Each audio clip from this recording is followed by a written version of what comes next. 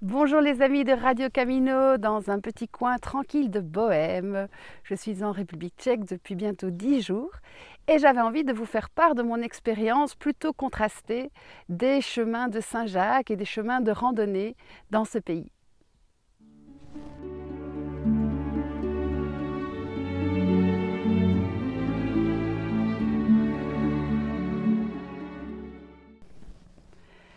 En Tchéquie, il faut savoir que les chemins de Saint-Jacques ne sont pratiquement pas balisés et d'ailleurs le chemin de Saint-Jacques n'est pas du tout connu.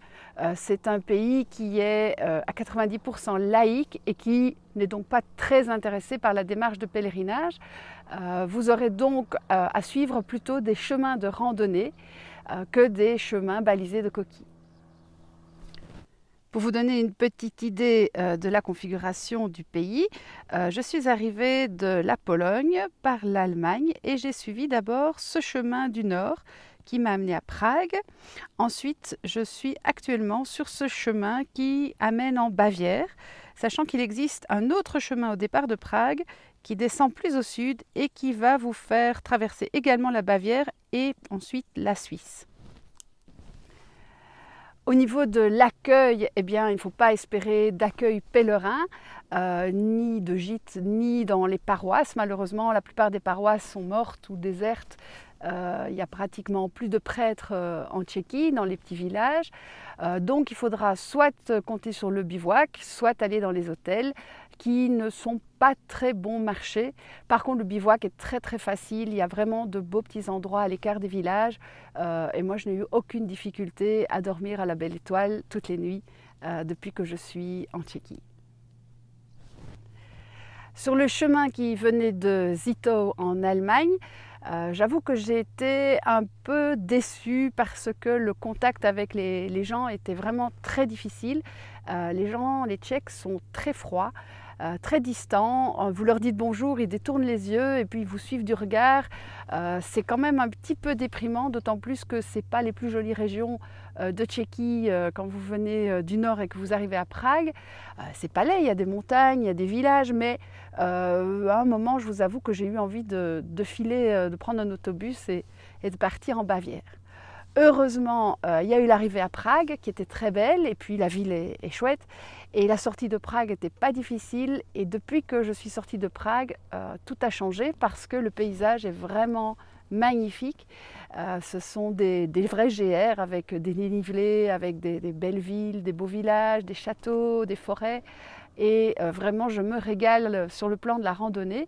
Alors, est-ce que c'est moi ou est-ce que les gens sont un peu différents ici? Mais les gens sont un petit peu plus sympas, ils vous répondent quand vous leur dites bonjour. Et bien ça fait tout dans une journée. Quelques points positifs en République tchèque, à part son magnifique paysage, c'est que c'est un peuple qui aime bien marcher, c'est un peuple sportif et donc les chemins de randonnée sont nombreux, ils sont bien balisés et ils sont bien entretenus. Un autre avantage, c'est qu'il existe beaucoup de cartes des chemins et aussi une application pour téléphone qui s'appelle Mappy.cz et qui est vraiment une fierté nationale tellement elle est bien faite. Et puis un avantage, c'est que c'est très facile de boire une petite pivot, une bonne bière, le soir ou un verre de vin de Moravie. Il y a beaucoup de petits bars, vous pouvez vous arrêter, prendre le temps, aller recharger votre téléphone. Et bon, ça c'est quelque chose qui m'a beaucoup manqué en Pologne et que j'apprécie tout spécialement en République tchèque.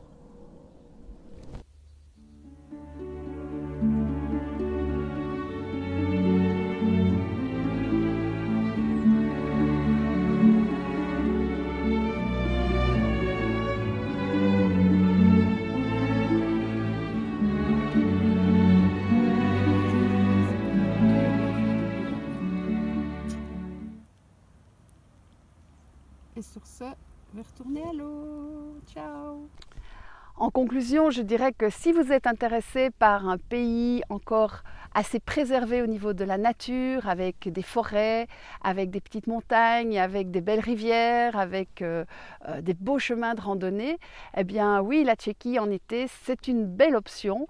Peut-être commencer à Prague, comme ça vous avez 10-12 jours de marche vers l'ouest, par un des deux chemins balisés de différentes manières, plutôt GR. Et puis vous allez retrouver en Allemagne les chemins de Saint-Jacques en Bavière pour prolonger votre chemin. Un dernier petit mot peut-être sur la République tchèque, c'est que bon, si vous êtes pèlerin et que vous êtes intéressé non pas par des grandes randonnées, mais surtout par les rencontres avec les gens, la République tchèque, c'est peut-être pas un très bon choix. C'est un désert spirituel, mais c'est aussi un désert humain. Je compte 3 rencontres sur 15 jours, sur 250 plus 450 km. C'est pas beaucoup, mais regardez, j'arrive en Allemagne!